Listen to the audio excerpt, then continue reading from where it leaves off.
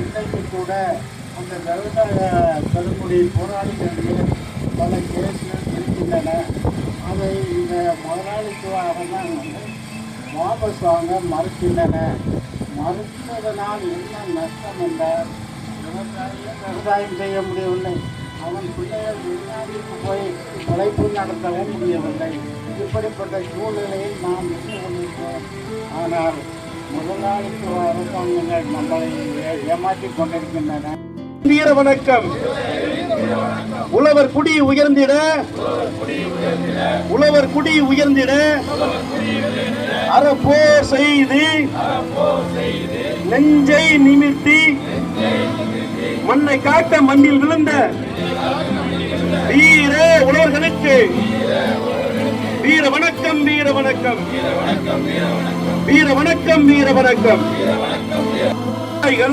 பயன்படுத்தக்கூடிய இந்த மின்சாரத்திற்கு smart metering ஒரு திட்டத்தை கொண்டு வந்து மீட்டர் பொருத்தி ஒரு குறிப்பிட்ட அளவுக்கு மேல் மின்சாரம் செலுத்த வேண்டும் என்கின்ற ஒரு நிலையை மத்திய மாநில அரசுகள் திட்டமிட்டு இருக்கிறது.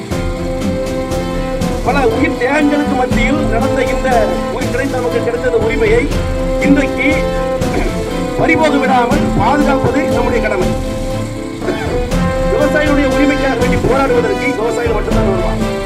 ஆனால் ஒரு விவசாயி போராடும் போது அது மக்களுக்கான போராட்டம். தண்ணீர் என்பது விவசாயிகளுக்கான மட்டுமல்ல. தண்ணீருக்காக வேண்டி விவசாயி போராடும் போது நிலத்தடி நீர்மட்டம் உயரும். நிலத்தடி நீர்மட்டம் உயர்ந்தால் எங்க போர் போட்டாலும் தண்ணி வரும்.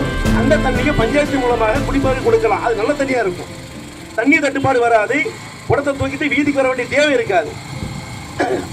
தமிழக விவசாயிகளின் பாதுகாப்பு சங்கம் மற்றும் ராதாபுரம் வட்டார விவசாயிகள் நல சங்கங்கள் இணைந்து ஏற்படுத்திய இந்த நினைவேந்த நிகழ்ச்சியில் கலந்து கொண்ட அனைத்து விவசாய பெருமக்கள், பொதுமக்கள் அனைவருக்கும் நன்றி.